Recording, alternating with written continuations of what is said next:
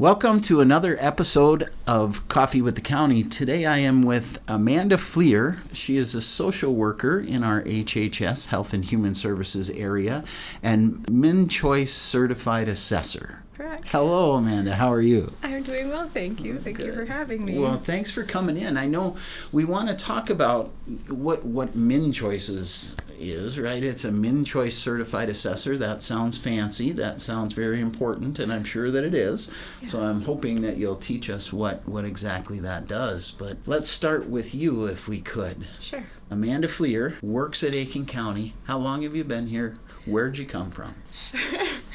It's a little bit of a story. I previously worked for Aiken County as a child protection social worker for 3.5 years after coming down from Beltrami County, where I was a child protection social worker, ongoing case manager, and previous to that, I was a high school social studies teacher at Bemidji High School. Oh, wow. Yeah, fell into social work because of my background. I worked at Northwestern Minnesota Juvenile Center through college. I tutored at the Evergreen Shelter in Bemidji with homeless youth. I tutored a homebound student who was 14 and had cancer and was going through treatment. And everything kind of led me to social services naturally. I substitute taught on the Red Lake Reservation the year after they went through a school shooting. Mm-hmm. So just a lot of experience. Then I came to Aiken for 3.5 years, moved to Wisconsin for 2.5 years, worked in Sheboygan and Fond du Lac counties.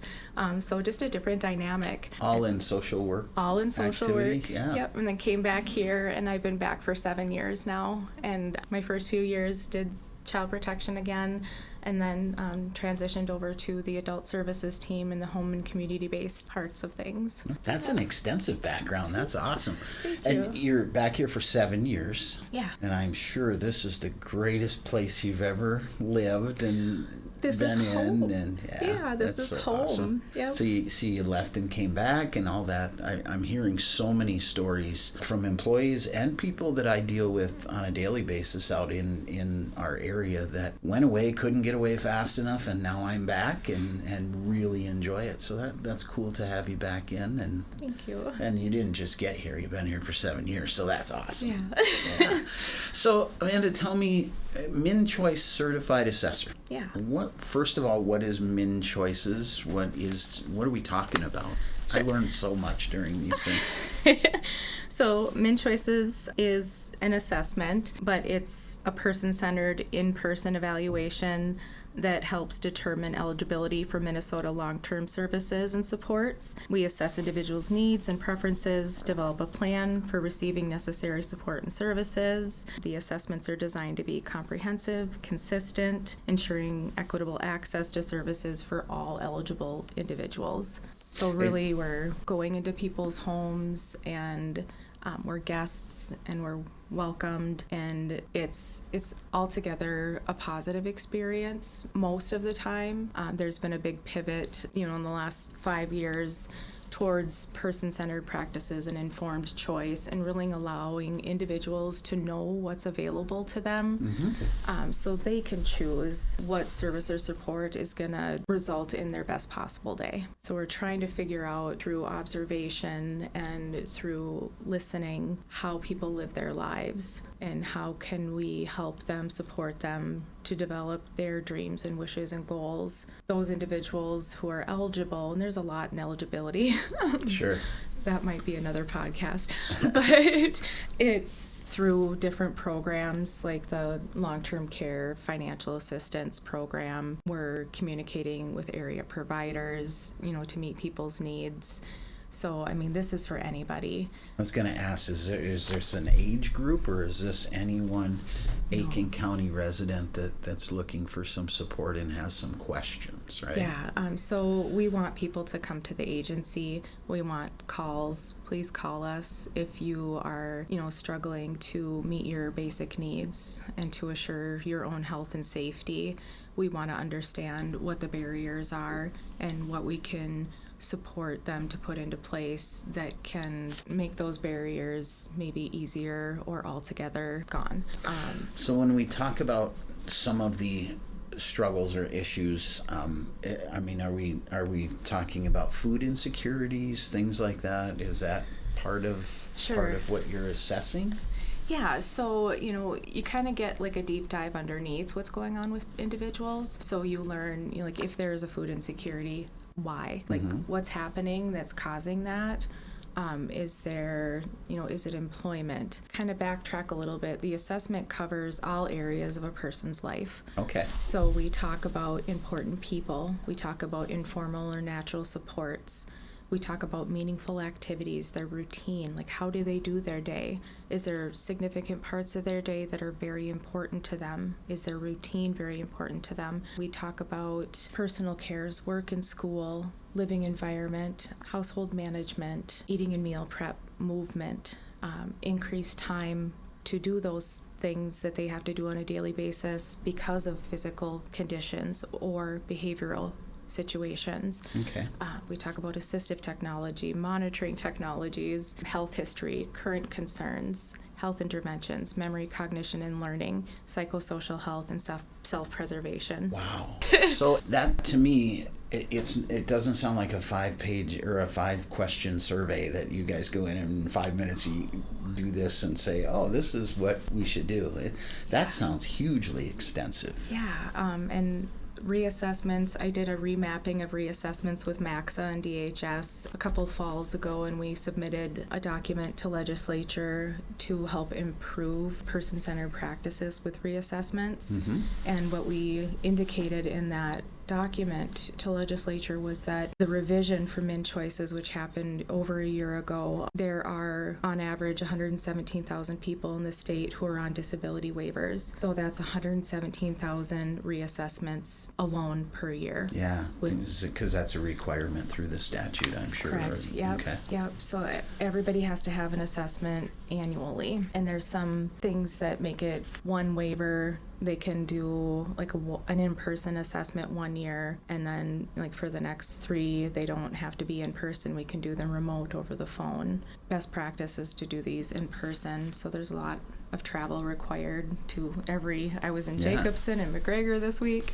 That's cool. It's, I heard that from Erin Mells when she was over, and I've heard that from others too. It's let's go visit where they are, right? Go to them. See them in their environment. Yeah, those kind of things. And we have a big county. We have a huge county.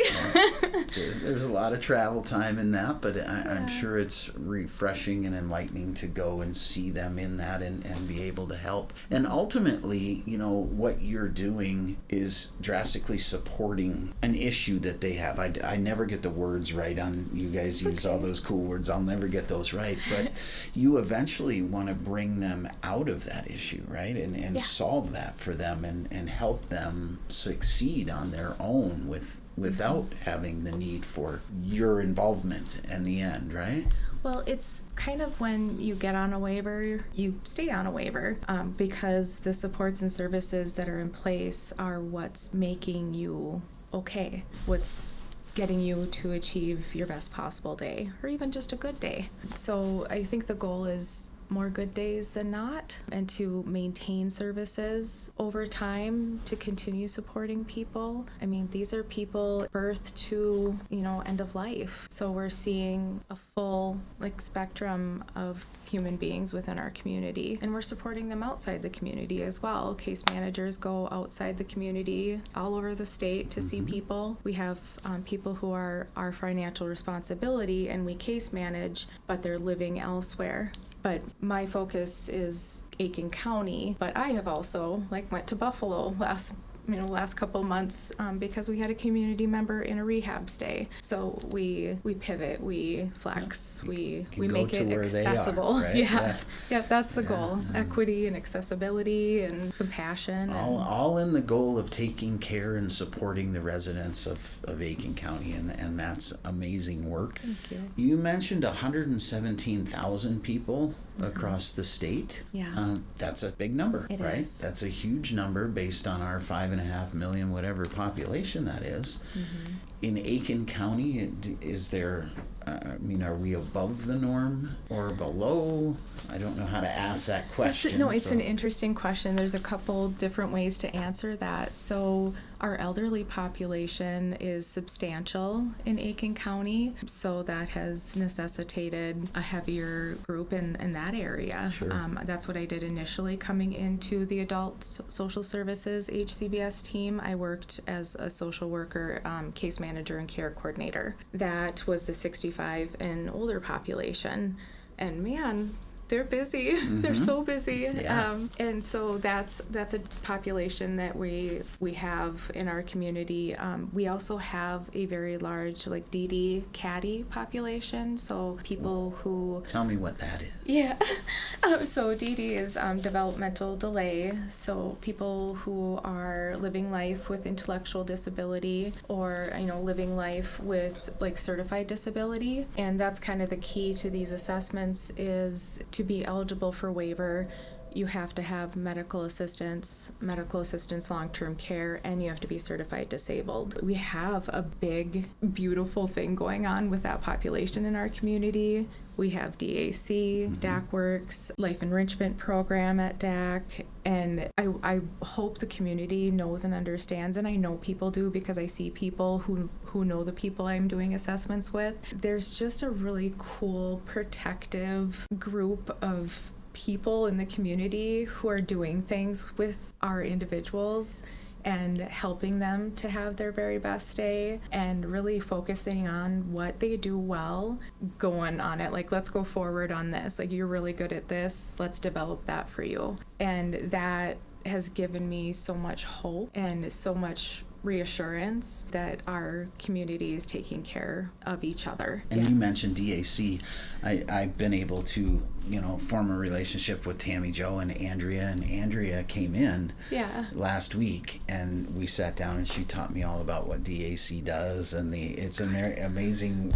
She taught me about the earthworms and all of the stuff that's going on there, the worm farm and everything with that. So that's really, the community has to take care of its own, and we have to all be together on that support. Yeah. Again, it's amazing work that you're doing, and those things sometimes when you go through your normal day of life, right, you don't realize that there's people that are actually working every day to help others, and this is a highlight of that. So we truly appreciate what you're doing here, and I know that all of your staff over there at HHS, is there 100 of you over there at HHS doing this work, or is there?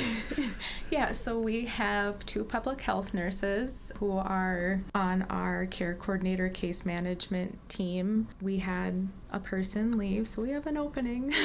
There you go. We need a social worker, and those 4 individuals, there's usually 2 social workers, 2 public health nurses, all under the cap of home and community-based services who are serving our 65 and older community. And then we have DD, BI, so developmental delay, brain injury, and CADI, community access for disability inclusion. Those waivers, we have 4 case managers, social workers. We have 2 supervisors. Rebecca Persons and Kimberly Larson, who are our developers and our rocks. We have 2 case aides for the HCBS team, and they're like our backbone. They know our programs. They know the work we do. They know the work they do. They are keeping us audit ready. They're insanely amazing. Kelsey Mahold and Lois Pazer, they give us grace, and we appreciate that. They're very patient at They're times. so patient with us because they're mitigating all these different roles. And there's 2 full-time assessors, myself and Stacy Nissen, and then Chelsea Rhodes is a half-time assessor, and she also is CADI DD case manager. We all know how to do all of it, and because of the requests for assessments that are coming in, since there's been some changes with statute and processes, we're completely inundated, but we're staying on track, but only because our care coordinators, case managers, and social workers doing those other jobs are jumping in to do assessments with us. It's awesome to see cross-trained departments, kind of like you're explaining there. And you know, even though, and if you're listening on a regular basis, this is like a broken record, but that's not a lot of staff to take care of a lot of big things, right? And that's your county government at work. There's the plug for, you know, the whole county government thing, that, and it's not the right words to say, but as minimal resources as possible. We're doing it smart. We're doing it as you as taxpayers would expect. Yeah. But that's not a lot of people to take care of a lot of things. And again, appreciate everything that you're doing over there. Thank you. So thank you for coming in today. If there's any time you want to stop back or have your friends come over, and any subjects that come up, anything that you want the public to know about on a timely basis, please feel free to come back in, and we'll see you again. Thank you so much. Yes, thank you. That was Amanda Flier, and she is a social worker and MnCHOICE certified assessor here with us at Aiken County. And you're listening to Coffee with the County.